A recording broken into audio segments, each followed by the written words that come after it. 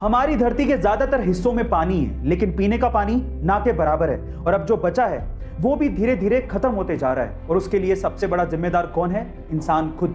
लेकिन 85 साल के आबिद सूरती बाकी इंसानों से अलग हैं, क्योंकि वो पिछले 12 सालों से पीने के पानी की एक एक बूंद को बचाने में लगे हैं। जी हाँ गाइज, आप ठीक सुन रहे हैं। उनके पास प्लम्बिंग का सारा सामान है और वो ये सामान लेके मुंबई में गलियों में घूमते रहते हैं। उन्हें जब भी कोई नल लीक करता दिखता है तो या तो वो उसे ठीक कर देते हैं या वो उसे बदल देते हैं। इसी तरह से उन्होंने पिछले 12 सालों में करोड़ों लीटर पानी बचाया है और यही वजह है जिसकी वजह से अंतर्राष्ट्रीय संस्थाओं ने उन्हें सम्मानित भी किया है। गाइस, आपको आबिद सूरती की ये पहल कैसी लगी कमेंट सेक्शन में जरूर लिखिएगा और ऐसे अमेजिंग वीडियोस के लिए शेयर, सब्सक्राइब एंड लाइक। मिलते हैं अगली वीडियो में। वर्ल्ड के 4 बड़े अरबपतियों की 4 मोस्ट पावरफुल हैबिट्स में से हैबिट नंबर 2 मैंने ली है वर्ल्ड के 3rd रिचेस्ट पर्सन और सबसे बड़े इन्वेस्टर वॉरेन बफेट से। वो ये कहते हैं कि अगर आप किसी एक बड़े आइडिया को हाँ कहते हो तो आपको 100 छोटे छोटे आइडियाज को ना कहना पड़ेगा, चाहे वो कितने भी प्रभावशाली क्यों ना हो।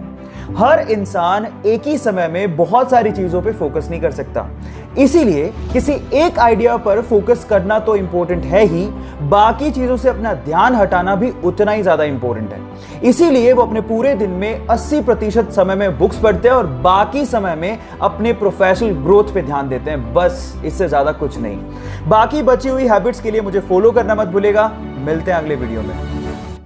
एक गांव में एक व्यक्ति था जिसका एक पैर नहीं था, लेकिन जब भी वो नाचा करता था गांव में बारिश आ जाती थी। इस वजह से गांव के लोग उसे भगवान का दूत मानते थे। एक बार एक शहर से लड़का आया। जब गांव वाले ने उसको ये बात बताई तो वो कहता है कि मैं तो शहर से और मैं इन सब बातों पे बिलीव नहीं करता। तो वो उसे बाबा के पास ले गए और उन्होंने बाबा को रिक्वेस्ट किया कि बाबा जी प्लीज आप अपना चमत्कार दिखाइए। तो बाबा ने नाचना शुरू किया। 1 घंटा नाचे, 2 घंटा नाचे, 3 घंटा नाचे, बारिश नहीं आई। लेकिन लगातार 8 घंटा नाचने के बाद बारिश आने लगी। तो वो शहर के लड़के ने कहा कि बाबा जी ये कैसे पॉसिबल है, आप मुझे बताइए कैसे चमत्कार हुआ। तो बाबा जी ने कहा कि मैं 2 बातों पे बिलीव करता हूं। पहला, मैं ये मान के चलता हूं कि मैं नाचूंगा तो बारिश आएगी, और दूसरा, मैं तब तक नाचता हूं जब तक बारिश ना आ जाए। यहां सीखने लायक बात यह है कि पहला अपने आप पे बिलीव रखो कि आप हार्डवर्क करोगे तो सक्सेस मिलेगी, और दूसरा, तब तक हार्डवर्क करो जब तक आपको सक्सेस मिल नहीं जाती। जब अब्राहम लिंकन अमेरिका के राष्ट्रपति बने तो उन्होंने अपने कैबिनेट में एक ऐसे व्यक्ति को रक्षा मंत्री बना लिया जो हमेशा उनकी निंदा किया करता था। अब लोगों ने सवाल पूछा कि ऐसे व्यक्ति को जो हमेशा आपकी आलोचना करता है, इतना बड़ा पद देने का क्या लाभ?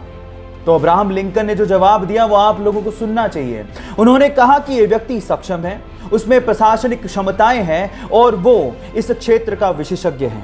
मैं मानता हूं कि उसने मेरी बहुत जगह पे आलोचनाएं की हैं, लेकिन देश के विकास के लिए मुझे उसकी जरूरत है और मैं ऐसे व्यक्ति को खो नहीं सकता। गाइस, जो अपने हित से ज्यादा देश के हित को तवज्जो देता हो, लीडर वही है। गाइस, क्या आपको पता है कि पूरी ही दुनिया के 72 ऐसे देश हैं जिनके पास स्पेस को एक्सप्लोर करने के लिए स्पेस एजेंसीज हैं, लेकिन फिर भी इनमें से बहुत सारे देशों को लॉन्चिंग के समय इंडिया की जरूरत पड़ती है। पर सवाल यह है कि ऐसा क्यों? डोंट वरी, मैं आपको बताता हूं। भले ही पूरी दुनिया में 72 देशों के पास स्पेस एजेंसीज हों, लेकिन इनमें से सिर्फ 14 ही देश ऐसे हैं जिनके पास लॉन्चिंग कैपेबिलिटीज हैं, और उनमें से भी भारत एक ऐसा देश है जिसके पास बेहतरीन और किफायती लॉन्चिंग व्हीकल्स हैं। आप लोगों ने PSLV का नाम तो जरूर सुना होगा, और इसी वजह से बाकी देशों को इंडिया की लॉन्चिंग के समय जरूरत पड़ती है। ये इंटरेस्टिंग फैक्ट जान के अगर आपको अच्छा लगा हो तो आप YouTube पे हमारे चैनल को सब्सक्राइब कर लीजिए, और Instagram पे देख रहे हो तो वहां पे मुझे फॉलो कर लीजिए। मिलते हैं अगली वीडियो में।